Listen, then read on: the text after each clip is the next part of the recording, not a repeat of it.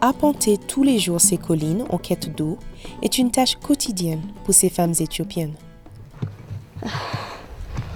Alors qu'elle est enceinte de 8 mois, Liku Alemu doit marcher 2 heures pour chercher l'eau du foyer.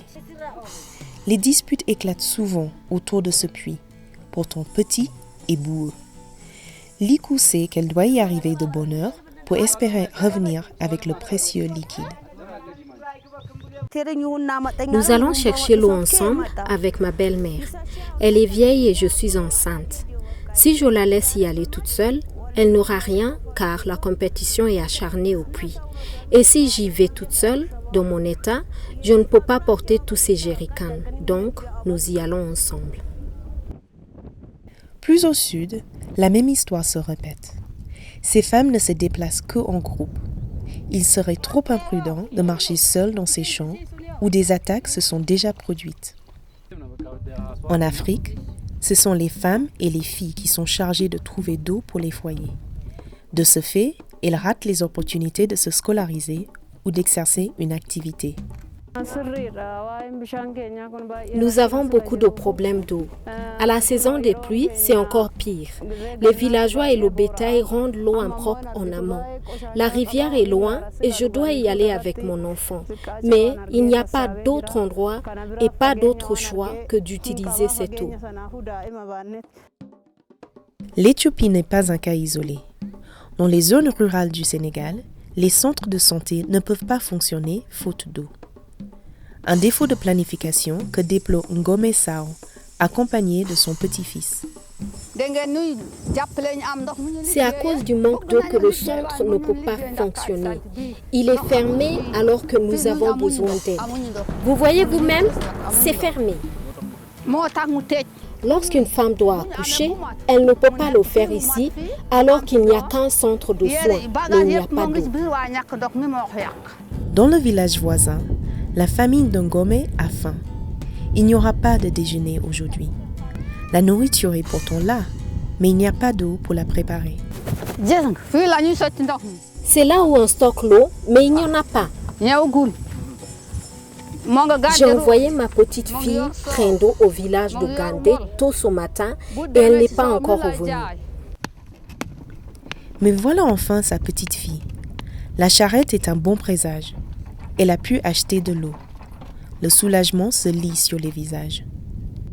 Pour de nombreux enfants ici, l'école n'est plus qu'un vague souvenir. Trendo, 11 ans, a dû arrêter l'école pour aider sa famille à se fournir en eau. Ses journées sont consacrées à cette unique tâche. Elle n'a que peu de temps pour imaginer ce que pourrait être sa vie si elle était encore scolarisée. Dans certaines régions d'Afrique, 2 filles sur 3 ne vont pas à l'école. Au lieu de ça, elles vont chercher de l'eau. Dans d'autres villages sénégalais, l'abduction d'eau potable a changé la vie des villageois. Aminata Wade n'en revient toujours pas. Il y a quelques mois encore, elle passait des heures à marcher pour chercher le précieux liquide au puits. À présent, elle produit des vivres qu'elle vend au marché. Avoir cette eau à disposition, c'est très pratique. Nous pouvons laver notre linge, nos ustensiles, nous pouvons cuisiner et faire notre toilette, autant de choses qui posaient problème avant. Non seulement nous avons de l'eau, mais nous avons du temps pour gagner notre vie. Ceci n'est pas la seule source d'eau pour beaucoup. Au Burkina Faso, des puits creusés près des villages permettent aux femmes un accès à de l'eau propre pour leurs tâches domestiques. Un accès à une eau propre a également transformé les conditions de vie des éleveurs. Dans le village de Gandé, des milliers de têtes de bétail boivent l'eau pompée d'un puits. Amadoul a vu doubler son troupeau depuis la mise en service de ce puits et ses revenus, tirés de la vente de lait et de viande, ont considérablement augmenté. Il nous arrivait de passer 2 nuits sur place sans une goutte d'eau. Le bétail en souffrait. Les bêtes perdaient du poids et beaucoup sont mortes de soif. Mais à présent, nos vaches sont en bonne santé. La disponibilité de l'eau dans les zones rurales a non seulement permis un accès à l'eau potable, mais a également fourni un moyen de subsistance à des vendeurs d'eau, ainsi qu'un coup de fouet aux commerces ruraux qui dépendent de l'eau pour leurs opérations. En Afrique, faire ses besoins à ciel ouvert est une pratique courante, source de nombreuses maladies. Dans cette école d'Anjozorobe à Madagascar, quelques 1000 élèves partagent une seule toilette. Quant à celui des enseignants, il a été emporté par le dernier cyclone. Ce cabinet de toilette ici est sale parce que nous n'avons pas d'eau. Il y a trop d'élèves qui l'utilisent, nous avons besoin d'eau dans l'école et des toilettes. Afin d'améliorer les niveaux d'hygiène et d'assainissement des écoles et des villages, il est nécessaire de faire construire des toilettes écologiques qui sont faciles d'utilisation et qui réduisent les risques sanitaires liés à l'assainissement et les déchets humains. Indispensable pour le bétail, l'eau ne l'est pas moins pour les cultures et donc pour la sécurité alimentaire. Mais dans des zones régulièrement touchées par la sécheresse, comme au Burkina Faso, les fermiers peinent à irriguer leurs terres. Ce petit groupe d'agriculteurs s'est associé en coopérative, mais leur avenir est sombre. Le barrage dont ils dépendent est en train de s'assécher. L'eau est un vrai problème pour nous. Depuis que le barrage a été créé, il n'a pas été entretenu et les limons se sont accumulés, ce qui fait que le volume d'eau disponible a diminué. Cela va avoir des conséquences pour nos exploitations. Avec les conséquences du changement climatique, une planification en amont est impérative pour permettre aux populations de maintenir les activités et leur mode de vie. La construction d'infrastructures de stockage de l'eau est dès lors essentielle pour lutter contre les effets du changement climatique et mettre à disposition cette eau indispensable aux besoins des bases de communautés. Dans le village d'Amboanonoka à Madagascar, l'eau est disponible gratuitement, mais elle n'est pas potable.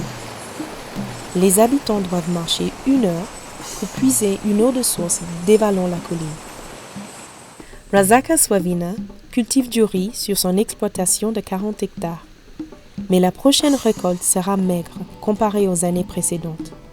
En cause, le barrage voisin qui a cédé et n'a pas été réparé. Cette manette-là est cassée. Nous avons tenté de réparer le barrage pour faire monter le niveau de l'eau, mais en vain. Développer le grand potentiel qui existe en Afrique en matière d'hydroélectricité et d'irrigation, un potentiel jusqu'ici peu exploité, est impératif afin d'assurer la sécurité énergétique et alimentaire. Dans certaines parties de l'Afrique, la rareté de l'eau n'est pas le principal problème. Le plus souvent, c'est l'absence de gestion cohérente qui est en jeu. L'Afrique n'abrite-t-elle pas 80 cours d'eau et certains des plus grands lacs du monde, quelques 38 bassins aquifères s'étendant sur plusieurs pays à la fois. Bref, autant d'immenses ressources très faiblement exploitées. Cette gestion chaotique, ajoutée aux effets du changement climatique, pose de réels problèmes de sécurité alimentaire. Et cet aspect de gestion intégrée est plus particulièrement accentué sur l'accès à l'eau potable et la sécurité alimentaire. Et dans ce cadre, plus particulièrement tenant en compte des changements climatiques. Donc il y a aussi surtout la relation avec le secteur de l'environnement en matière de préservation des ressources en eau. Comment pouvons-nous accélérer le développement du secteur de l'eau en Afrique, renforcer la sécurité en eau et améliorer l'accès des populations à l'eau potable et à des infrastructures sanitaires? La Banque africaine de développement, avec le soutien des gouvernements du continent, a mis sur pied 2 initiatives complémentaires destinées à améliorer durablement le secteur de l'eau en Afrique. L'initiative pour l'alimentation en eau et l'assainissement au milieu rural a été lancée en 2003 en réponse aux objectifs du développement du millénaire.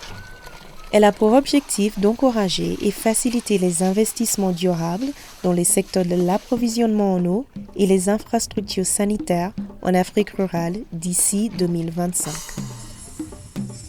Aujourd'hui, 31 programmes sont en cours dans 23 pays, fournissant un accès à l'eau à 33 millions de personnes, ainsi que l'assainissement à 21 millions de personnes. La Facilité africaine de l'eau, une initiative du Conseil des ministres africains de l'eau, vise quant à elle à améliorer la sécurité en eau à travers une meilleure gestion des ressources du continent. La facilité finance ainsi l'élaboration de projets afin d'attirer les investissements. Pour chaque dollar investi, la facilité en attire 20 de plus. L'eau est à la croisée des chemins du développement économique, de la santé et de la sécurité alimentaire et énergétique. Mais elle est avant tout essentielle pour la vie. La collaboration de partenaires et des communautés pourra permettre la transformation de la vie de millions d'Africains et assurer une eau potable pour les générations à venir. Clean water means a healthy life for us. Allô l'Afrique, allô le Burkina. Ensemble, nous pouvons changer ça.